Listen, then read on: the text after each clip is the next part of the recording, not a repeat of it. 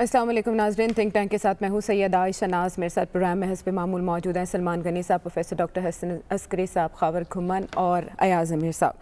ناظرین، آج وہ معاملہ، اس معاملے کا فیصلہ آیا جو پچھلے سال 2019 میں مئی سے شروع ہوا تھا اور اس پر 11 صفحاتی ججمنٹ سامنے آئی ہے۔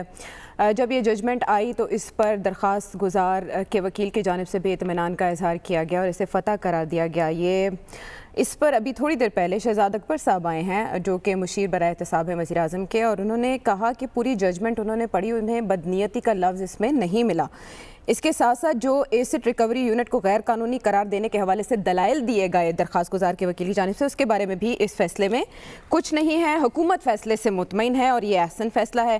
ویسے ایسا انہوں نے بھی محتاط انداز میں اس پر بات کی اور ان کا یہ کہنا تھا کہ اس پر ہم کوسچن آنسر نہیں لیں گے کیونکہ یہ معاملہ عدالت کا ہے تو اس پر زیادہ لب کشائی نہیں کی جا سکتی۔ لیکن آپ کہیے کہ خوشیاں دونوں طرف منائی جا رہی ہیں، معمہ ہے کیا؟ خوشیوں سے ہمارا کوئی تعلق نہیں ہے، خوشیاں ہوں افسردگی ہو، حکومت شہزاد اکبر صاحب جو اس حکومت کے اعتصاب الرحمان بنتے ہوئے نظر آتے ہیں لیکن اتنے مؤثر نہیں ہیں۔ نواز شریف صاحب کے جو اعتصاب الرحمان تھے وہ زیادہ مؤثر تھے، یہ کوئی ڈھیلے ڈھالے ہیں، ان سے کوئی ایک انہوں نے اپنی ریپوٹیشن ویسے بنا لی ہے پر وہ ان کا کام ہے ریپوٹیشن جیسے وہ بناتے ہیں۔ ایکس لا منسٹر جو اس کیس میں حکومت جو اس ریفرنس کی پیروی کر رہے تھے، جو اس کیس میں پروسیکیوشن کی پیروی کر رہے تھے، فاروق نسیم، وہ تاثر زائل نہیں کر سکے کہ جسٹس فیض عیسیٰ کا جو اصل گناہ ہے وہ کچھ اور ہے۔ جی فائز ہیں کس کا؟ جی میں نے کیا کہا تھا؟ آپ نے فیض بولا سر، وہ فیض پہ میں نے فیض کہہ دیا، قاضی فائز۔ جی فیض ہے، وہ فیض ویسے زبان پہ چڑھا ہوا ہے، فائز سر سمجھ سکتے ہیں ہم۔ جسٹس فائز عیسیٰ جو ہیں جی ان کا اصل گناہ جو ہے کچھ اور ہے۔ یہ تاثر حکومت زائل نہیں کر سکی۔ یہ تاثر ادارے، کون سے ادارے، اب وہ میرے خیال مقتدر کا لفظ بھی استعمال نہیں کرنا چاہیے، کہ ناخوشی ان سے کسی اور بنا پہ تھی۔ ایک انہوں نے ایک آدھ کیس میں انہوں نے فیصلے ایسے دیے، فیصلوں میں کچھ ایسی باتیں کہہ گئے جو عموماً پاکستان میں اور پاکستان کے ادارے چاہے وہ جوڈیشل ادارے ہوں وہ عموماً ایسے ریمارکس سے احتیاط کرتے ہیں، لیکن انہوں نے وہ ایسے ریمارکس دے دیے۔ خاص کر کے وہ دھرنا کیس تھا، ایک اور وہ تھا جو ہمارے جو مولوی صاحب تھے جو یہاں پہ فیض آباد میں جنہوں نے دھرنا دیا تھا، ہر ایک کوئی یہاں پہ دھرنا دے دیتا ہے، اس میں جو ریمارکس تھے، ایک وہ جو تھا رمضان شوگر ملز والا کیس، اس میں وہ سمجھا جا رہا تھا، ہم جیسے بیوقوف سمجھتے تھے کہ وہ اوپن اینڈ شٹ کیس ہے، اس میں کوئی مزید دلائل یا کارروائی کی ضرورت، خدیبیہ پیپرز جو کیس تھا، لیکن اس میں بھی انہوں نے بالکل ایک چھکے سے اس سارے کیس کو اڑا دیا اور وہ سارا منی لانڈرنگ کا جو شریف برادران، شریف فیملی کے خلاف تھا وہ بھی چلا گیا۔ تو لگتا یوں تھا، تاثر اب تک وہی ہے کہ ناخوشی جسٹس فائز عیسیٰ سے کسی اور بنا پہ تھی۔ اب جو یہ یہاں پہ آیا کیس، وہ ریفرنس تو سپریم جوڈیشل کاؤنسل میں گیا تھا، سپریم کورٹ میں مسئلہ جب اٹھایا گیا تو وہاں پہ تو یہ نہ شہزاد اکبر اور نہ فاروق نسیم اور نہ کچھ، وہ اتنے اپنے آپ کو سمجھتے ہیں کچھ کر ہی نہ سکے۔ اور کل جو ان کی بیگم صاحبہ فائز عیسیٰ صاحب کی آگے انہوں نے جو دیا تو کورٹ بھی حیران پریشان تھی، وہ بھی کچھ نہ کر سکے، انہوں نے سارا بتا دیا۔ اور یہاں پہ تو پاکستان میں اتنی بڑی ڈکیتیاں لگتی ہیں جن کا کسی کو کوئی پرواہ نہیں ہوتی۔ یہاں پہ ایک جج ہیں جن کی بیوی کہہ رہی ہیں کہ میں تو وہاں پہ کام کرتی تھی، امریکن سکول میں تھی، یہ میری پراپرٹیز، اور رقم ہے کتنی، وہ کوئی 6 لاکھ یا 7 لاکھ پاؤنڈ کی ہے۔ اتنے کی پراپرٹیز آپ لنڈن میں خرید سکتے ہیں، آج کل کے افراط زر کے زمانے میں بھی آپ اتنی خرید سکتے ہیں پراپرٹیز اگر آپ کے ہاتھ میں اتنی رقم ہو۔ تو یہ کوئی اتنے بڑے پیمانے پہ وہ نہیں تھی، لیکن اس میں تندہی शहजाद अकबर साहब की एसेट रिकवरी यूनिट, क्या नाम है इसका, इसने कौन से एसेट्स रिकवर किए हैं और कौन सी इसने की है, कौन सी एहतसाब के माइलस्टोन्स जो हैं जो इसने एग्जाम्पल्स गढ़ दिए हैं, लेकिन इन जज साहब के पीछे वो सारा एक रेफरेंस बन गया। तो ये तो ऐसा ही होता है कि जैसे परवेज़ मुशर्रफ साहब ने भी रेफरेंस एक बनाया था जस्टिस इफ्तिखार चौधरी के खिलाफ, और वो रेफरेंस इवेंचुअली किसके गले पड़ गया, परवेज़ मुशर्रफ साहब के। उन्होंने जब कार्रवाई शुरू की थी उनको समझ ही नहीं आ रही थी कि ये कहाँ पे नहीं, ये अभी गले नहीं, पर ये हुकूमत के लिए एम्बैरेसमेंट तो हुई है। शहजाद अकबर साहब तो माशाल्लाह बड़े तकड़े आदमी लगते हैं, उनको शर्मसारी या वो एम्बैरेसमेंट नहीं हुई होगी। फारूक नसीम साहब को नहीं हुई होगी, वो बड़े चरब ज़बान है, बड़े आर्टिकुलेट हैं, बड़े बोलते हैं, उनका MQM से सफ़र आगाज़ हुआ, उनका सियासी सफ़र जो है, उनको शायद एम्बैरेसमेंट ना हो, लेकिन है तो ये सुबकी सिर्फ हुकूमत के लिए नहीं, हुकूमत प्लस इदारे, कौन से इदारे वो मैं आपकी इमेजिनेशन पे छोड़ता हूँ। लेकिन अयाज साहब, जिन पहलुओं का आपने अहाता किया, जो मेंशन आपने किया, अगर सिर्फ एक लफ्ज़ बदनीयती इस फैसले में लिखा होता तो शायद अहाता कर चुका होता, ये जजेस तक भी पहुँच चुके होती सारी बातें, ज़ाहिर है सब आगाह हैं इससे। लेकिन सलमान साहब, ना एसेट रिकवरी यूनिट का कोई तस्करा इसमें, और ना ही मतलब काजी फाइज़ ईसा साहब की जानिब से बुध को ये बात कही गई थी कि वो FBI को मामला भेजने की मुखालिफत करते हैं, इसको भी एक्नॉलेज नहीं किया गया और मामला FBI को ही भेजा गया जैसा फारूक नसीम साहब चाहते थे। तो फिर फतह किसकी है? आयशा, इसमें टारगेट जो है वो जस्टिस फाइज़ ईसा थे जी, उनकी अहलिया नहीं थी, उनकी जायदादें नहीं थी। लेकिन मैं इससे पहले ये बात करना चाहूँगा कि अयाज अमीर साहब ने तो सब कुछ ही खोल के सामने रख दिया है।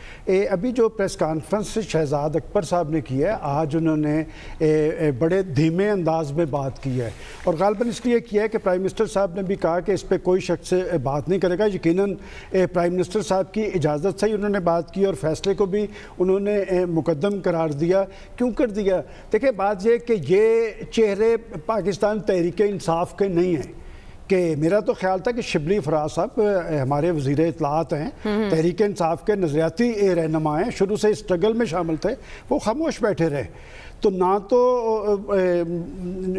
शहजाद अकबर साहब तहरीक इंसाफ का चेहरा है, ना फारूक नसीम साहब चेहरा है। एम्बेरसमेंट गवर्नमेंट को हुई है। क्यों कर हुई है? बात यह कि इसमें तो कोई दो राह नहीं कि टारगेट जस्टिस फाइज़ ईसा थे। फाइज़ ईसा तो बरी हो गए और फंस गए उनकी अहलिया और उनके बच्चे। अब वो मामला जाएगा FBI किनके कंट्रोल में है वो सबको पता है। कि एक बात तो आयशा इसमें बड़ी खुल के सामने आ गई है कि पाकिस्तान की अदालतें उज़्मा आज़ाद है, ख़ुद मुख्तार है, उसने असर्ट किया है और फैसला इंसाफ के तकाज़ों के ऐन मुताबिक है। और मुझे याद पड़ता है कि काजी फाइज़ ईसा ने वहाँ पर ज़ोर दे के कहा था कि आप फैसला मेरिट पे करें, और वो तो सरखरू हो गए। और मैं समझता हूँ कि इमरान खान साहब को मैं इसलिए कुछ नहीं कहना चाहता कि इस आज़ाद अदलिया के लिए उन्होंने एक स्ट्रगल की थी, और मुझे आज ऐसा लगा जब उन्होंने ये कहा कि इस पर कोई तबसरा ना करे। चूँकि मैं हमेशा एक बात कहा करता हूँ, अगर आपको याद हो, कि जो सियासतदान और सियासी कारकुन होते हैं उन्हें आखिरी रिलीफ जो है वो अदलिया के ज़रिए मिलती है, और ये जो टैक्स प्रोसीडिंग्स है ये सुप्रीम कोर्ट का काम नहीं है। अब देखना ये है कि ये गेंद चली गई FBI की कोर्ट में।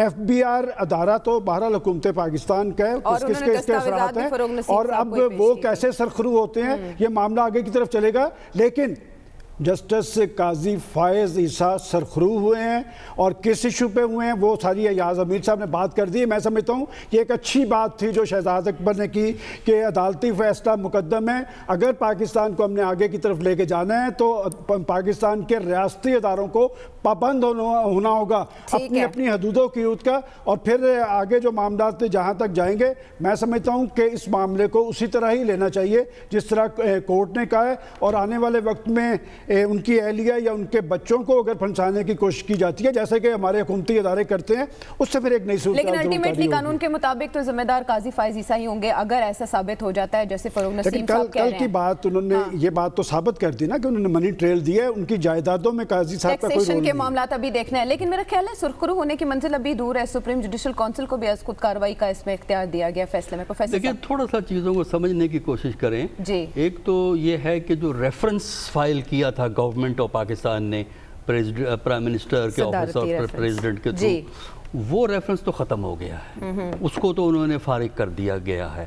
اب صرف قصہ اتنا رہ گیا ہے کہ ان کی جو بیگم کے چیزیں ہیں, ایسٹس ہیں, ان کی اسکروٹنی کے لیے انہوں نے کہا ہے کہ ایف بی آر 2001 کا جو قانون ہے اس کے مطابق اس کو کرے. پروفیسر ایسا تو نہیں کہ کان کو اس طرف سے پکڑا گیا, یعنی کہ روح تو برقرار ہے نا. سن لیں ذرا, میں آپ کو جو ہے نا انکم ٹیکس کے قانونی حیثیت بتا دوں گا آپ کو تاکہ یہ چیز آپ کو واضح ہو جائے. دیکھیے 2001 کے ایکٹ کے تحت یہ کام ہونا ہے. اس میں یہ ہے کہ ان کو پراپرٹی کے ایویڈنس دینے پڑیں گے. جو بھی ان کا ریلیونٹ آفیسر ہوگا جو بھی ڈیل کرے گا اس کیس کو, وہ یہی کہہ سکتا ہے نا کہ آپ نے ان کو پراپرلی رپورٹ نہیں کیا, یا وہ کہہ سکتا ہے کہ اس پہ پینلٹی لگا سکتا ہے کہ آپ نے اس کو چونکہ رپورٹ نہیں کیا اور آپ پہ یہ اتنا ٹیکس ہے, اتنی پینلٹی ہے. چلیے اس قسم کا اگر فیصلہ ان کے خلاف آ جاتا ہے تو پھر اس کے بعد دو صورتیں پیدا ہوتی ہیں اگر یہ خلاف آتا ہے. اچھا, اگر حق میں آ گیا پھر تو معاملہ ختم ہو گیا. اگر خلاف آتا ہے تو دو صورتیں جنم لیتی ہیں. پہلی صورت یہ ہے کہ سپریم کورٹ کے ججمنٹ کے مطابق یہ معاملہ ایف بی آر فوری طور پہ سپریم جوڈیشل کونسل کو بتائے گا کہ جناب یہ ہم نے یہ فیصلہ ہوا ہے. اب سپریم جوڈیشل کونسل کو یہ فیصلہ کرنا پڑے گا کہ بیگم کے ٹیکس کے معاملات کی بنیاد پہ شوہر کے خلاف کوئی کارروائی ہو سکتی ہے کہ نہیں ہو سکتی. یہ سپریم جوڈیشل کونسل کا فیصلہ ہوگا. لیکن اس کے ساتھ ساتھ ایک اور پہلو ہے. وہ پہلو یہ ہے کہ اگر ان کے خلاف ٹیکس کا فیصلہ آتا ہے تو ان کو اپیل کرنے کا حق 2001 کے ایکٹ کے تحت ہے. لہٰذا یہ ظاہر ہے کہ یہ اپیل فائل کریں گے کیونکہ وہ اس سے ڈیفنس بنتا ہے. اپیل فائل ہوتی ہے, ان کا ٹریول کر کے آہستہ آہستہ الیکشن ان کے انکم ٹیکس ٹریبونل کو جاتی ہے, اس سے آگے بھی جا سکتی ہے. تو پھر دوسرا سوال یہ پیدا ہوتا ہے کہ کیا سپریم جوڈیشل کونسل بغیر ان کی اپیل کے فیصلے کے وہ خود بخود فیصلہ کر سکتی ہے کہ ہم نہیں انتظار کریں گے, ہم اپنا فیصلہ کریں گے. یہ ان کا فیصلہ ہے, یہ وہ خود فیصلہ کریں گے. تیسرا اس میں ایک اور جو سوال اٹھایا جائے گا, جو 2001 کا جو آپ کا انکم ٹیکس کا لا ہے اس کے تحت 5 ایئر کی ایک لمیٹیشن کا ایشو ہے, تو وہ بھی ڈیفنس کے طور پہ اٹھایا جا سکتا ہے. یہ نہیں کہتا 5 سال کے بعد پوچھا نہیں جا سکتا. ہاں کیوں, لیکن یہاں بشرطے اگر کرپشن کے ایشوز ہیں پھر پوچھا جا سکتا ہے. لیکن اگر روٹین کے ٹیکس کے ایشوز ہیں 5 سال پرانے ہیں تو یہاں کور یہ مل جاتا ہے کہ سپریم کورٹ نے کہا ہے لہٰذا ہم اس کو دیکھ رہے ہیں. لیکن لا میں ایک پروویژن موجود ہے جس کو ان کے وکیل اگر چاہیں, ہمیں نہیں پتا یہ ہوگا, اگر چاہیں تو اس کو وہ انووک کر سکتے. تو یہ معاملہ اتنی آسانی سے اتنی جلدی حل نہیں ہونے والا کہ وہ جو آفیسر ہے کمشنر جو انکم ٹیکس ہے وہ فیصلہ کرے گا, اس کے بعد سپریم جوڈیشل کونسل بیگم کے ٹیکس کے معاملات کی بنیاد پہ شوہر کے خلاف ایکشن لے لے گی. اس میں کافی سٹیجز آئیں گی. لیکن یہ جو بنیادی ٹارگٹ تھے جج صاحب, میرا خیال ہے وہ معاملہ طے ہو گیا ہے. اور اس میں جو گورنمنٹ کو لیسن جو ہے میرے نزدیک گورنمنٹ کے لیے یہ ہے کہ ججز کے خلاف, اتنی ہائی کورٹ کے سپریم کورٹ کے ججز کے خلاف اگر ریفرنس بناتے ہیں تو اس کو اس انداز میں نہ لیجئے جس انداز میں آپ سیاستدانوں کے خلاف باتیں کرتے ہیں یا سیاستدانوں کے خلاف ایک کچھا چٹھا کھول دیتے ہیں. ججز کا مقام اور حیثیت جو ہے وہ بڑی ڈیفرنٹ ہے اور اس کو ایک ڈیفرنٹلی ٹریٹ کرنا چاہیے. اگر ایویڈنس ہے, ثبوت ہے, انڈینائبل ہے تو ٹھیک ہے, اکاؤنٹیبلٹی ہونی چاہیے. چلیں اب ذرا آنکھوں دیکھا حال خاور سے بھی جان لیتے ہیں. خاور, میجر ٹیک اویز آپ نے سارا آبزرو کیا, ججز کے ریمارکس کی کتنی اہمیت ہے اور اس کے بعد فیصلہ کیا کہتا ہے آپ کی نظر میں؟ عائشہ, میں اس پہ آرگومنٹ دینے سے پہلے تھوڑا سا تمہید میں ڈیفرنٹ طریقے سے باندھوں گا. امریکہ آج کل امریکہ, سارا امریکہ سڑکوں کے اوپر ہے اور 400 سال سے وہاں پہ نسل پرستی کے خلاف لوگ کوشش کر رہے ہیں. قوانین کے اندر تبدیلیوں کی خواہش ہے, نہیں ہو پا رہا لیکن معاملہ چل رہا ہے. میرے خیال میں 1215 کے دوران میگنا کارٹا سائن ہوا تھا برطانیہ کے اندر, بنیادی حقوق. ابھی بھی اس پہ بحث و مباحثہ چل رہا ہے. تو ہماری اگر 72 سالہ تاریخ کے اندر ایک اچھی ایوولوشنری پروسیس ہو رہا ہے تو بجائے اس کو ہم اس کو بھی ہم جو ٹیکہ لگا دیں بلیک کہ جی یار یہ جو کام ہو رہا ہے ٹھیک نہیں ہو رہا، تو میرے خیال میں تھوڑی سی زیادتی ہے۔ ہمارے ملک کے اندر عدلیہ آزاد ہے، حکومت کی طرف سے ایک سوال اٹھایا گیا جو کہ سپریم جوڈیشل کونسل کا آپ کا آئین آرٹیکل 209 کے تحت یہ ہے کہ کسی بھی جج کے حوالے سے کوئی بھی سوال اگر آپ نے کرنا ہے ان کے مس کنڈکٹ کے حوالے سے تو ایک فورم ہے، اس کے سامنے آپ اپیل کر دیں۔ جی جی ریفرنس 209 کے تحت سپریم جوڈیشل کونسل کے سامنے رکھا گیا، عدالت کہ یہ بدنیتی کی بنیاد کے اوپر ہے، مجھے کونسل سے انصاف، میرا جو کیس ہے اوپن کورٹ کے اندر ایک لارجر بینچ جو ہے وہ سنے، ان کی اپیل مان لی گئی۔ اپیل ہم پچھلے کئی دنوں سے وہ ساری کی ساری وہ سن رہے ہیں، پروسیڈنگز منٹ ٹو منٹ ساری کی چیزیں کور ہو رہی ہیں۔ آج جو فیصلہ آیا ہے میرے حساب سے یہ ون ون سچویشن ہے دونوں پارٹیز کے لیے۔ نمبر 1، اچھا، حکومت یہ کہتی ہے کہ محترم قاضی فائز عیسیٰ کی جو بیگم ہے اور ان کے بچے ہیں ان کے نام ہیں 3 پراپرٹیز۔ حکومت کے مطابق وہ بے نامی پراپرٹیز ہیں، وہ اصل میں جسٹس صاحب کی اپنی ہیں لیکن انہوں نے اپنے بچوں کے نام بنائی ہوئی ہیں۔ دوسری طرف جو قاضی صاحب ہیں ان کی بیگم نے جس طرح کل بیان کیا، میں وہاں پہ موجود تھا ویڈیو لنک کے ذریعے، کہ یہ میری پراپرٹیز ہیں، میں نے خود خریدی ہیں اپنی کمائی سے، ان پراپرٹیز کے ساتھ جسٹس صاحب کا کوئی لینا دینا نہیں ہے۔ اچھا، 2 دن پہلے، آج کے فیصلے سے 2 دن پہلے سپریم کورٹ نے جسٹس جو بندیال صاحب ہیں جو اس بینچ کو ہیڈ کر رہے ہیں، انہوں نے ایک آپشن دیا تھا دونوں پارٹیز کو کہ یہ معاملہ ہم FBR کو بھجوا دیتے ہیں، FBR اس کے اوپر اپنی ڈٹرمنیشن کرے، تحقیق کرے، اور اگر اس میں کوئی غلطی ہے تو وہ رپورٹ جو ہے سپریم جوڈیشل کونسل کے پاس چلی جائے تو وہ اس کے اوپر ایک فیصلہ دے دیں گے۔ جو 2-3 نکات اٹھائے گئے ہیں نا، جس طرح پروفیسر صاحب نے بھی فرمایا، ایک تو یہ ہے کہ اس کو پابند کر دیا گیا ہے 100 دن کے اندر اندر اس معاملے کا حل ہونا ہے۔ وہ جو اپیلوں کی بات کر رہے ہیں آرڈیننس کے تحت، انکم ٹیکس آرڈیننس کے تحت، اس کو بھی جو ہے کہا گیا ہے اس کورٹ آرڈر کے تحت کہ سپریم جوڈیشل کونسل کے اوپر ایسی کوئی پابندی نہیں ہے، وہ اپنی ڈٹرمنیشن کر سکتے ہیں، جو بھی ٹیکس کمشنر ان کے سامنے چیزیں رکھے گا۔ سپریم جوڈیشل کونسل میں 5 سینئر ترین ججز صاحبان موجود ہوتے ہیں جو کہ اس حوالے سے فیصلہ کرتے ہیں۔ یہ تو آپ کی قانونی اسکیم آف تھنگس ہیں۔ ٹھیک ہے، بند دروازوں کے پیچھے کیا ہوتا ہے، کس کی نیت کیا ہے، کچھ لوگ اس سے زیادہ واقف ہیں تو وہ اس سے اور بھی ڈفرینٹ قسم کے آپ تو تسبیح کر لیں، اس میں مختلف قسم کے آپ استعارے نکال سکتے ہیں۔ لیکن ایک بات بہت اچھی ہوئی ہے، کچھ عرصہ پہلے سپریم کورٹ کا ایک فیصلہ آیا تو یہ کہا گیا تھا سپریم کورٹ کے اندر یہ جو بت بیٹھے ہوئے ہیں ان کو باہر نکالیں۔ آج سپریم کورٹ کا فیصلہ آیا ہے، تمام پارٹیز یہ کہہ رہی ہیں کہ ہمیں منظور ہے، اس میں آئین اور قانون کی حکمرانی ہے، تو ایک طے ہو گیا۔ میرے حساب سے یہ جسٹس صاحب کے لیے، فائز عیسیٰ صاحب کے لیے بھی بہت اچھا ہوا ہے کہ اگر یہ فیصلہ نہ ہوتا، آج یہ کویش کر دیتے اور یہ کہتے ہیں اس پہ کسی قسم کی کوئی انویسٹیگیشن نہیں ہونی، تو اعتراض ہوتا رہنا تھا میرے نزدیک کہ جی دیکھیں ججز ہیں، بردر ججز نے تو اپنے بھائی کا انہوں نے فائدہ کر لیا، پیٹی بھائی۔ لیکن خبر جائز طریقے سے ججمنٹ کب تک ایکسپیکٹڈ ہے؟ ایک منٹ سر، ایک منٹ، میں کہہ رہا ہوں کہ بیگم صاحبہ نے کل اپنا ایویڈنس سامنے رکھا کہ جی میری جائز پراپرٹیز ہیں، جسٹس بندیال نے کہا کہ جی یہ متعلقہ فورم پہ آپ ثابت کر دیں، معاملہ حل ہو جائے گا۔ تو اگر یہ حل نہ ہوتا میرے خیال میں تو پھر اعتراض رہنا تھا کہ جی پراپرٹیز تو وہ خود مانے ہوئے ہیں، تو اگر پراپرٹیز کی انویسٹیگیشن ہو جاتی، ہو سکتا ہے یہ غلط طریقے سے ہو گئی، تو اب یہ چیزیں کلیئر ہو جائیں گی، وہ بھی بڑے باعزت طریقے سے اس معاملے سے نکل آئیں گے۔ تو فرام آل پرسپیکٹو میرے نزدیک یہ ایک اچھا فیصلہ ہے۔ اس کو ہم مختلف جامے پہنانا شروع کر دیں کہ جی فلانا فلانے سے ناراض تھا، فلانا فلانے سے ناراض تھا، تو اس میں پاکستان کے اندر آپ کو ہر ایشو کے اوپر ایک کانسپیریسی تھیوری ملے گی، وہ آپ کسی بھی ایشو کے اوپر تھیوری بنا سکتے ہیں۔ ڈیٹیل ججمنٹ خبر،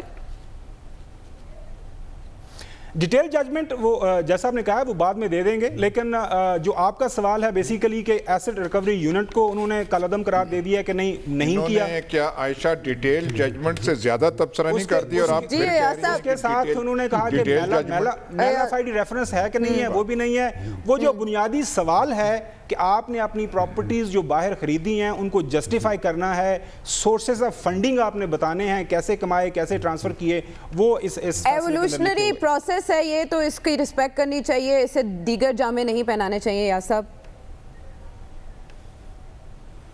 हैरान हूँ मैं, अब इस पे क्या तबसरा करूँ। मैग्ना कार्टा, अमेरिका में क्या हो रहा है, एवोल्यूशनरी प्रोसेस है।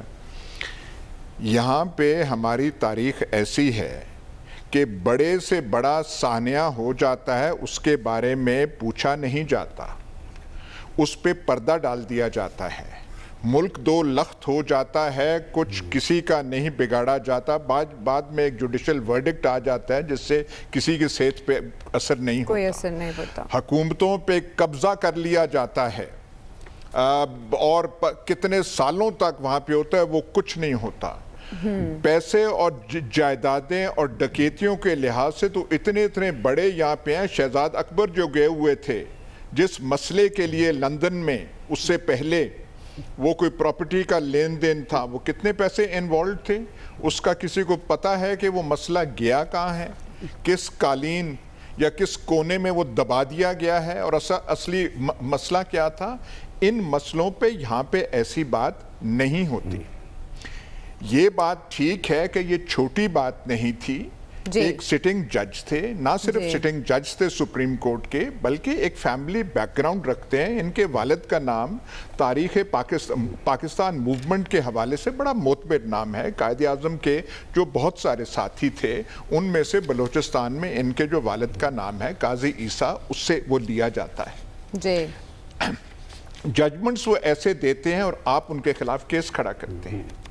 इसमें ये चीज़ जाननी चाहिए, हमारे इदारे बहुत कुछ करते हैं, लेकिन हमारे इदारे इतने खुद सर और बेखबर नहीं होते कि उन्हें कुछ बताया नहीं जा सकता।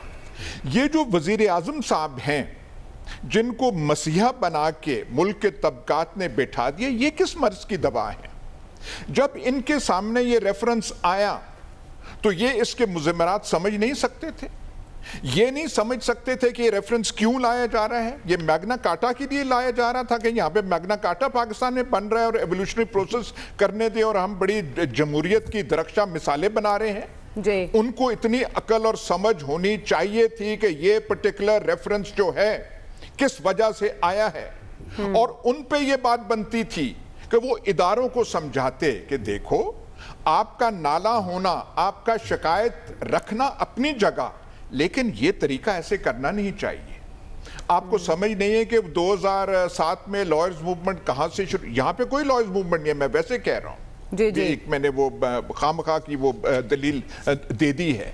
इनको कहना चाहिए था इदारों को ये आप क्या कर रहे हैं, इनको रोकना चाहिए था फरोग नसीम को कि ये क्या आप लगे हुए हैं। और ऐसे कोर्ट जो थी शुरू में इनके हमदर्दी नहीं रखती थी, और ये एक दिन में दो, कोर्ट ने इतना करना होता तो पिछले साल ही इसको निपटा देते। सुओ मोटो लेके कहते हैं नहीं, हम किसी जज के खिलाफ सुनने के लिए इतना लंबा प्रोसेस हुआ क्योंकि ये एक एम्बैरेसमेंट जुडिशरी के लिए भी बन रही थी जी। तब जाके इसका यहाँ पे हुई। एक दिन का मसला ये पिछले साल से चल रहा है, लंबा करके इसने प्रेस में जाके अपना जो वो मौकफ है काजी फायज ईसा ने वो भी दिया जी। ये एम्बैरेसमेंट हुकूमत के लिए थी, जुडिशरी के लिए थी, तमाम लॉयर्स बॉडीज जो पीबीसी वगैरह है, पंजाब बार काउंसिल, बाकी जो है पाकिस्तान बार काउंसिल, उन्होंने क्या स्टैंड लिया कि हम इनके साथ हैं। बड़े से बड़ा वकील इनको मिल गया, हुकूमत को तो वकील कोई नहीं मिल रहा था,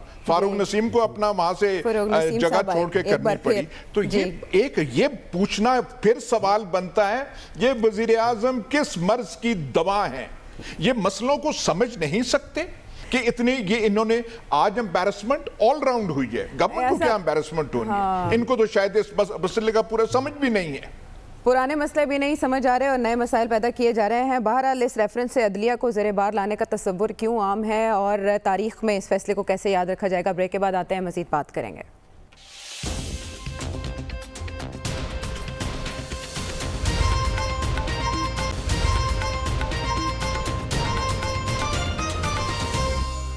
welcome back to the show. Supreme court ने जस्टिस काजी फायज ईसा के खिलाफ सदारती रेफरेंस का लदम करार दे दिया। पहली बार ऐसा हुआ तारीख में कि कोई हाजिर सर्विस जज खुद किसी केस में पेश हुआ है। लेकिन सलमान साहब, इसमें खावर तो कह रहे हैं विन विन, आप कह रहे हैं काजी फायज ईसा सुरखरू हैं। यही बात है जो समझ नहीं आ रही कि असल में जीत किसकी है।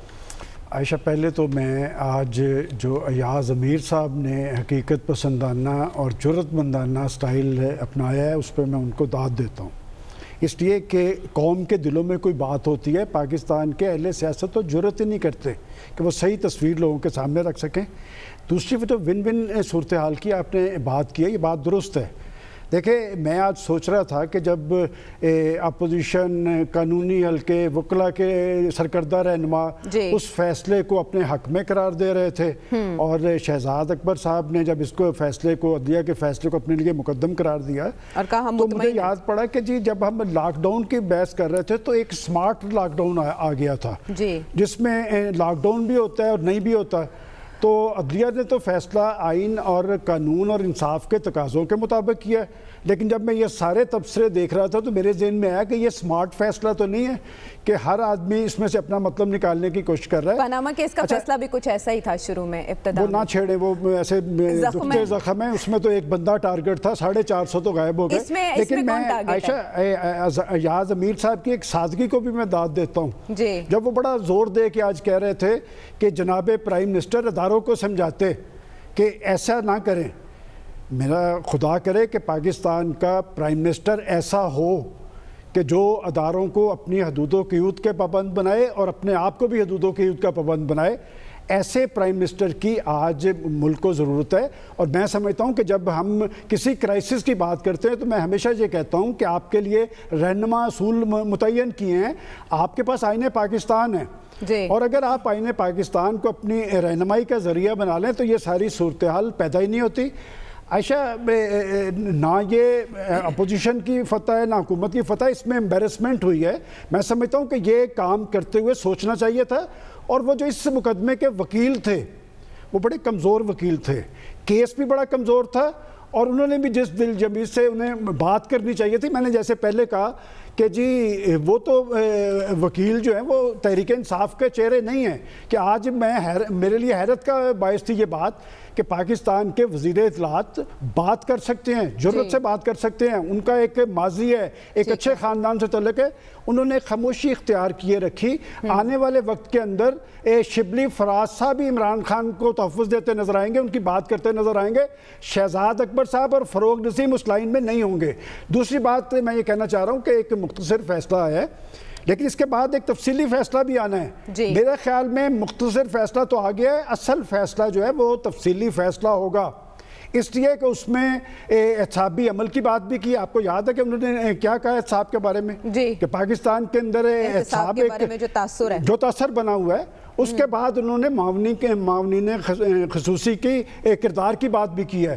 اس کے علاوہ پاکستان کو درپیش بعض اہم معاملات بھی زیر بحث آئے ہیں۔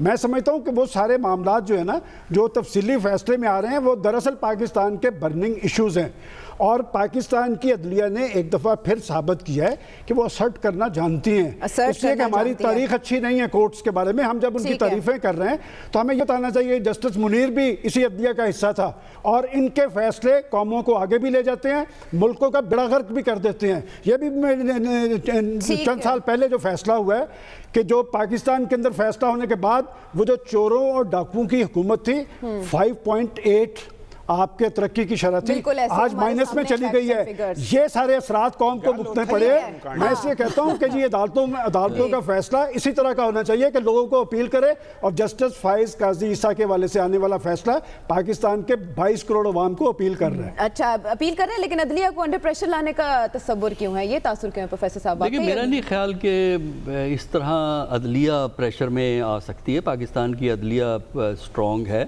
اور روایتی طور پر اٹونومس رہی ہے، ٹھیک ہے، اس کے بہت سے ججمنٹ بہت سے لوگوں کو بعض دفعہ پسند نہیں آتے، اور وہ مختلف حالات میں دیے جاتے ہیں۔ جن حالات میں ججمنٹ ہوتا ہے اس کانٹیکسٹ میں ججمنٹ کو دیکھنا ضروری ہوتا ہے۔ ہاں پریشر میں جو آپ لاتے ہیں وہ تو پریشر میں تو ایک خاص شخص آئے گا جس کے خلاف آپ نے ریفرنس ڈال دیا۔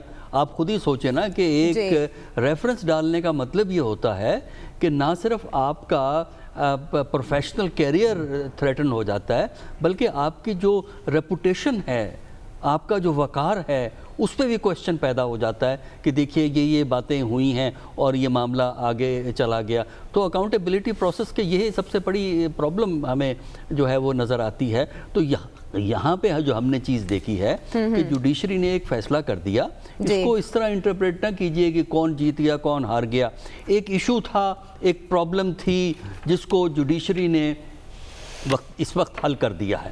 اب اس کے بعد جو ہے اس کے جو باقی ماندہ چیزیں ہیں وہ ایف بی آر کے تھرو ڈیل ہو جائیں گی, اور سپریم جوڈیشل کونسل کا اس کے اندر بھی رول رہے گا, کیونکہ رپورٹ بیک تو معاملہ جو ہے وہ ہونا ہے. لیکن جو اصل مین جو تھرسٹ تھا گورنمنٹ کا کہ کسی طریقے سے جج صاحب کو فارغ کرا دیا جائے, میرا خیال ہے کہ وہ چیپٹر تو فی الحال ہمیں کلوز ہوتا ہوا بڑے واضح انداز میں نظر آتا ہے. اور آئندہ کے لیے حکومت کے لیے لازم ہو جاتا ہے کہ اگر کوئی اکاؤنٹیبلٹی کے لیے کوئی ریفرنس فائل کرنا ہے کسی جج کے خلاف تو ذرا محتاط ہونے کی ضرورت ہے, اچھی طرح فیکٹس کو دیکھنے کی ضرورت ہے. اور آخری بات جو سمجھنا ضروری ہے کہ جب آج سے چند سال کے بعد الیکشنز آئیں گے تو ووٹ دینے والا اس بنیاد پہ ووٹ کا فیصلہ نہیں کرے گا کہ آپ نے کتنی اکاؤنٹیبلٹی کرائی, کتنوں کو جیل میں دلوایا. وہ اس بات پہ فیصلہ کرے گا کہ پرفارمنس کیا تھی, میرے مسائل حل ہوئے کہ نہیں ہوئے. ہاں نمٹا دیا آپ نے ویسے نکتہ بہت اچھا, لیکن ہم نے بات سمیٹنے سے پہلے خبر آپ سے پوچھنا ہے کہ اس وقت تک تو مسئلہ حل ہو گیا, لیکن اس کے بعد محتاط کون ہوگا, جیسے پروفیسر صاحب نے کہا, آپ بھی وہی سمجھتے ہیں؟ عائشہ, کیا ہمیں اس ملک کے اندر جمہوریت چاہیے کہ نہیں چاہیے؟ مجھے بڑی اچھی طرح یاد ہے, اور میں سلمان غنی صاحب سے سلمان غنی صاحب اور ایاز میر صاحب کے بڑے پرجوش جو تبصرے اور تجزیے سنا بھی کرتا تھا اور پڑھا بھی کرتا تھا کہ جب عمران خان کو یہ کہا گیا کہ آپ 80 سے آنورڈ آپ کی جو بھی آپ نے کمایا ہے ایک ایک رسید آپ کے سامنے رکھیں.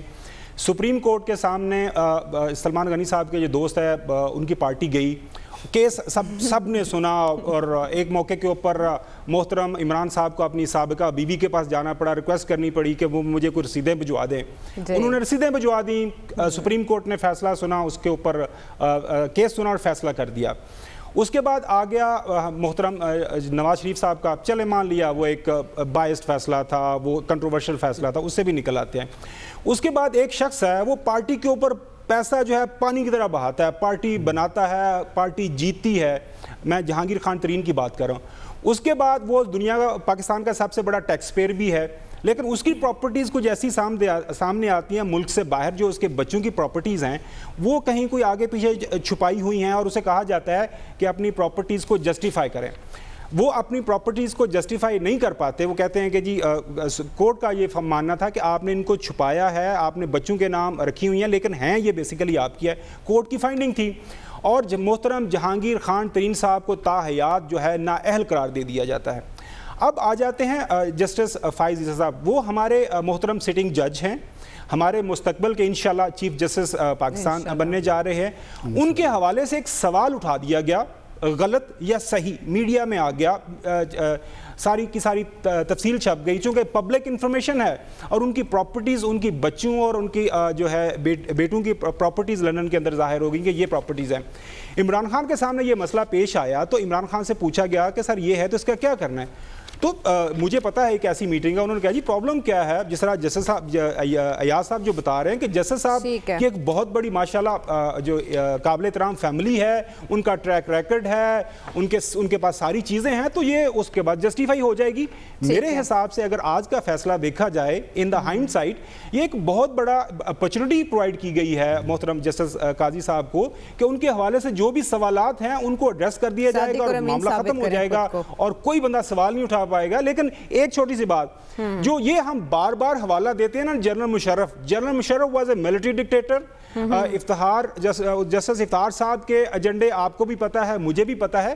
ہم ایک جمہوری دور میں رہ رہے ہیں, ہاں آئیڈیل نہیں ہے, لیکن ہم اس کو بھی اب یہ کہنا شروع کر دیں گے کہ جی اسٹرینگس کہیں سے ہلائی جا رہی ہیں. سب ہمارے سامنے ساری چیزیں واضح طور پر بیان کی جا رہی ہیں, فیصلہ آ گیا ہے. کہتے ہیں ہمارے سامنے ساری چیزیں, اپرچونٹی کس کے لیے یہ تو وقت ثابت کرے گا. بریک کے بعد آتے ہیں واپس.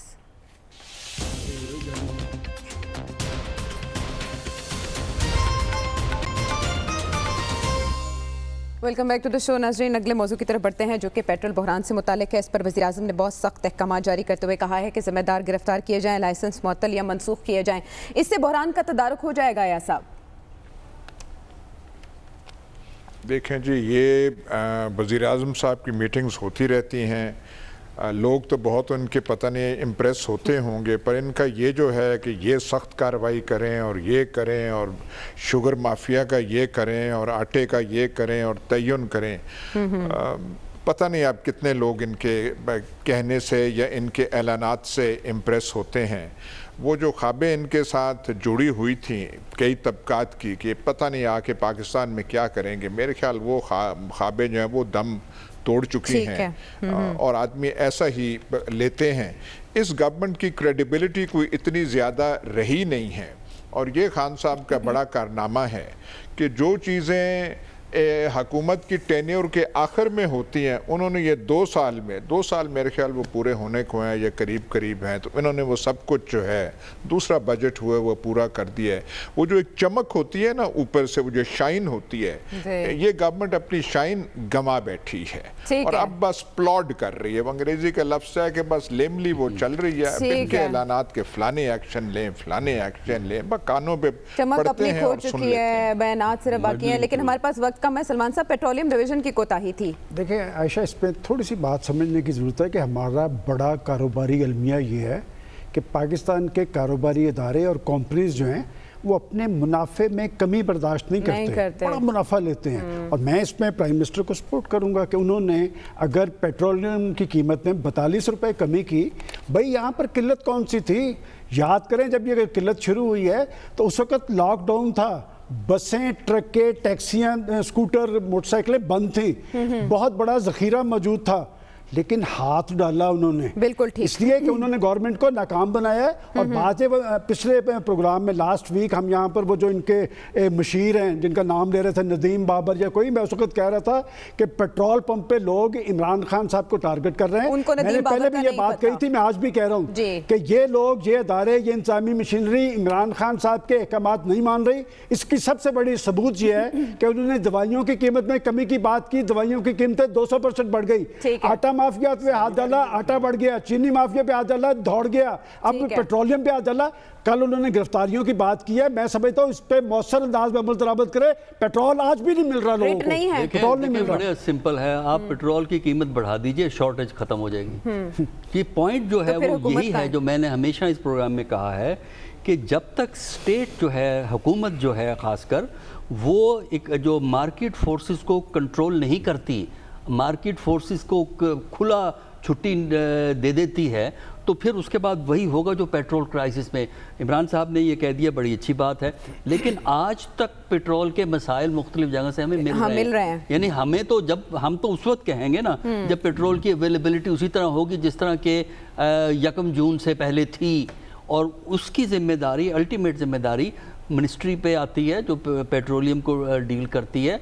उनको चाहिए ये था कि 2 तारीख को इनका एक्शन शुरू करना चाहिए। काम इन्होंने शुरू किया है 9 जून को, जब कैबिनेट के अंदर इशू आया है, उसके बाद फिर वो उन्होंने फुर्तियां दिखाई। अभी तक क्या कार्रवाई हुई इस पर, इस हुक्म के बाद? खबर आयशा, 18 अगस्त 2018 से पहले इस मुल्क के अंदर अखलाकियात के जो मेयार थे वो बहुत आला थे। मुल्क के अंदर दूध और दही और शहद की नहरें बह रही थी। बदकिस्मती से इमरान खान को लोगों ने चुन लिया या उनको बिठा दिया गया। अब उस बेचारे के सर के ऊपर वो सेंचुरी के अंदर वंस इन सेंचुरी वो आ गया, कोरोना वायरस डंडे मार रहा है। टड्डी देल वो भी 27 साल तक नहीं आया था, वो भी सर पे डंडे मार रहा है। बाकी माफियाज भी सामने खड़े हैं। खबर साहब, आपकी जरूरत को सलाम, हमायत की भी कोई हद होती है। नहीं, आपकी जरूरत को सलाम। सुन तो लें सर, मैं हमायत नहीं कर रहा सर, मैं हमायत नहीं कर रहा। हमायत क्या हो गया सर? थोड़ा सब्र कर लें। एक तो सब्र नहीं है, अशियाए ज़रूरियात में आग लगी हुई है। पीपल्स पार्टी चीनी और आटा भी गायब हुआ है। सबका जिम्मेदार इमरान खान है और इमरान खान को इस जिम्मेदारी का जवाब देना है और देना पड़ेगा। भाई वोट लिया है, हुकूमत कर रहे हैं, तो बिल्कुल डॉक्टर साहब जो बात कर रहे हैं ये हुकूमत की जिम्मेदारी है। लेकिन अब ये हम कहना शुरू कर देना कि जी 2 साल में इमरान खान ख़त्म हो गया और इमरान खान की लेगेसी, इमरान खान फिनोमेनन, पाकिस्तान तहरीक इंसाफ की हुकूमत बेड़ा गर्क और बिल्कुल सारे ख्वाब चकनाचूर हो गए। थोड़ा सब्र कर लें, 3 साल अभी हैं کیا پتا کسی ہم عادی نہ ہو جائیں، پلٹ سکتی ہے. پچھلے ہفتے ہم پیٹرن بحران پہ بات کر رہے تھے جب آپ نے ندیم بابر صاحب کا تذکرہ کیا تھا ہیڈز مسٹ رول. ابھی تک کیا کارروائی ہوئی؟ خبر کوئی ایک اپڈیٹ تو ہمیں دے دینا تسلی کے لیے. نہیں بالکل آپ صحیح فرما رہی ہیں. ہیڈز جب رول ہونے ہوتے ہیں تو پھر اس کے بعد بھی آپ کو پتا اس کے سامنے فردر ہیڈز آ جاتے ہیں. تو لیٹس سی. اب خبر یہ کہہ رہے ہیں ناظرین پروگرام کے حوالے سے فیڈ بیک دیجیے گا اگلے پروگرام تک کے لیے. لینے کے بعد